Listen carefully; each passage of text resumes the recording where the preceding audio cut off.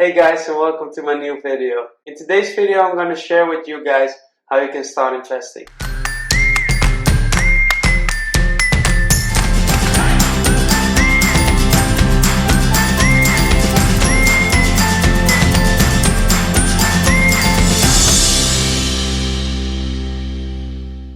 A lot of people ask me the question, hey, I have some money left over, I don't want to put it in the bank, I want to start investing, but I have no idea how to invest or where to invest, can you please help me? So I thought I'd make a video about how to start investing.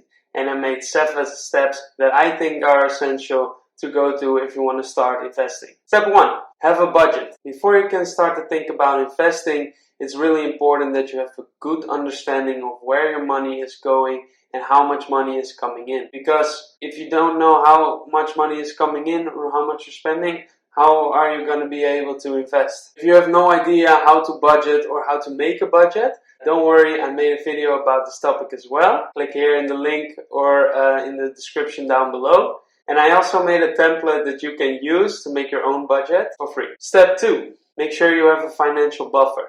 Before you start investing, it's important that you build up a financial buffer. There are some different opinions about it, but generally speaking, they say have at least 3 to 6 months of your monthly expenses as a financial buffer. You probably heard this many times, but it's a bad idea to invest with money that you can't miss. To minimize risk with investing, it's important that you have a long time horizon, because the longer you invest, the more likely you will be end up making a profit.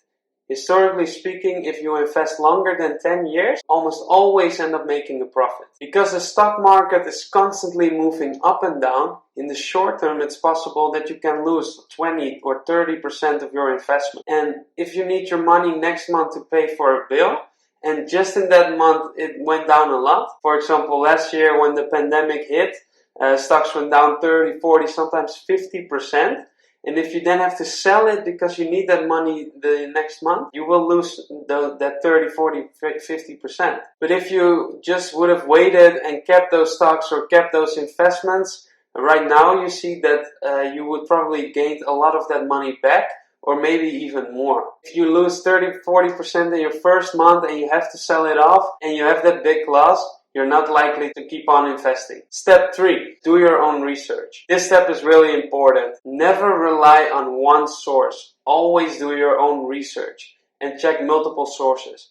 Just because one person tells you it's a good investment doesn't mean it is a good investment. And it's funny because if you ask people if they want to join a poker tournament where the buying is 500, they're gonna say, hell no, I'm not gonna do that. And you shouldn't, because it's a lot of money, and if you don't know how to play poker, you're probably gonna end up losing it. And the same applies for the stock market. If you have no idea what you're doing, you're probably gonna lose your money. So it's better to first invest time and do research before investing a lot of money. So I always suggest to read at least one book about investing. Another source I use a lot is YouTube. There's also Facebook groups, Reddit groups. I don't know about that. You might know about the GameStop story. It was with Reddit. A lot of people were posting, oh, let's buy these kind of stocks. And it went up a lot. But easy comes, easy goes. It also went down really fast, and most people lost a lot of money with it, and there was only a few that really earned with that stock. My personal favorite investment guru is Warren Buffett. If you don't know him, he is the most successful investor out there. He started with nothing, and now he is a multi-billionaire. So maybe look him up if you have time for it. He also has a lot of tips about how to invest. Step 4 is control your emotions. Emotions and investing are not a good combination, because the stock market doesn't care about your emotions. In the previous example I told you, during the pandemic last year, the stock prices went down a lot, and if you then panic and you sell your shares, you lost your money. But if you sit still and keep calm and you just wait, you probably will see that your stocks will regain their value and maybe even grow again. With investing, you need to be as rational as possible. Because another thing that happened to me back in 2017, when I just bought some Bitcoin, the price just kept going up and up and up and up. And beforehand I told myself, okay, I invest 1,000, and if it's worth 2,000, I will get back my initial investment, and then I can invest risk-free. And because it went up so fast, within 2 weeks, I already doubled my money. And then I had those dollar signs, and I was like, oh my God, I'm gonna get rich, I'm gonna quit my job, I'm gonna get so rich with this.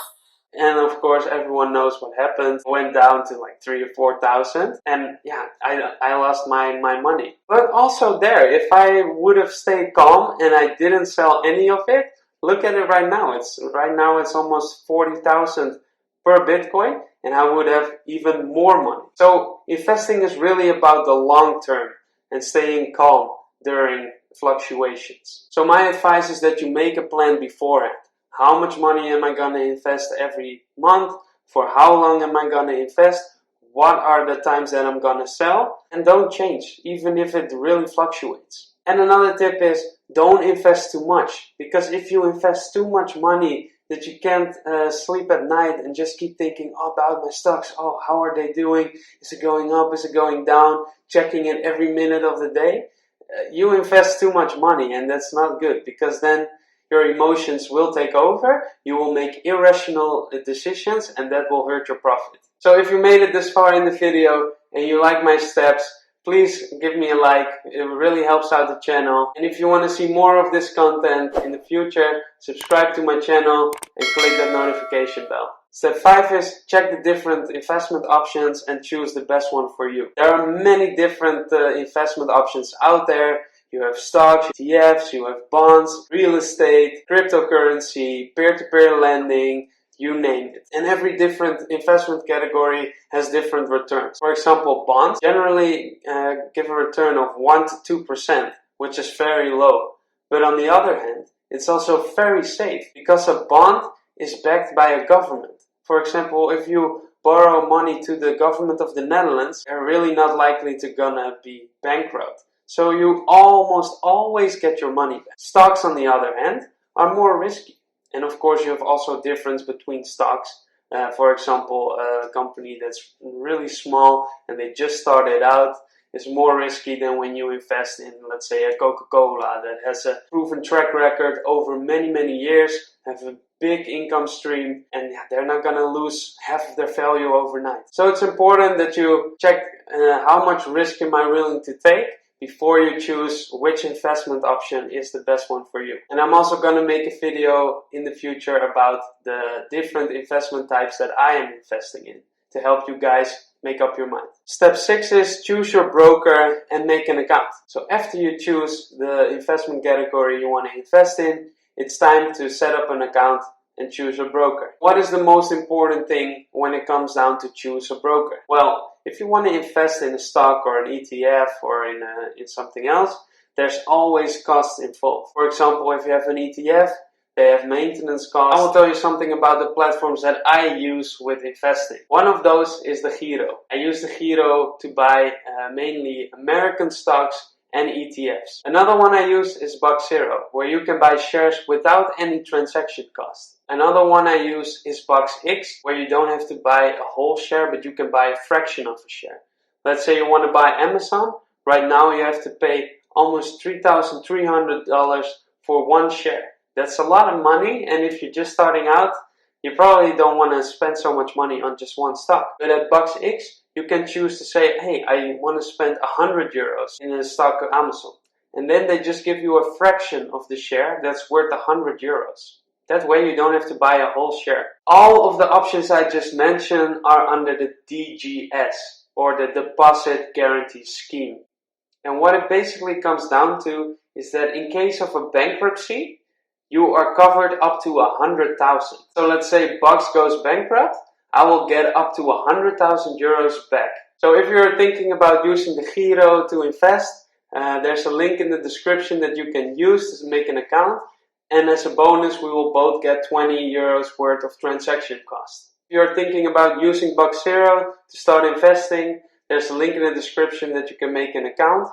And if you sign up via my link, you both will get a free stock that's worth up to 200 euros. So that would be really great for the both of us. Step 7, transfer money and start investing. After you went through all these steps, it's finally time to start investing. So what I suggest is that you guys invest consistently, every month, the same day. when you're gonna try to predict the stock market and only want to buy when stocks are low priced, you're probably not gonna buy a lot of stocks at all. Because the stock market is constantly going up and down and up and down, it's better to just buy every month at the same day. Because that means you will gonna buy sometimes when it's maybe a little high, you're gonna buy sometimes when it's a little low, but eventually it will average out. And this method is called the dollar cost average. What it basically means is that you just buy a stock that you believe in over time, and you will get an average price. So yeah guys, that is it. Those are my 7 steps on how to start investing. Let me know what you think about it. If you have any more questions, please feel free to ask. I really like to help out. And I'll see you in the next one. Have a great day.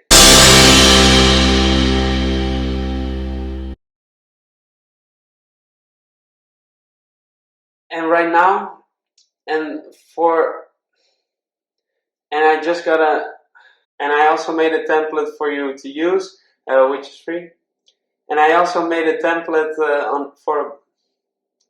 I also made a template on a budget.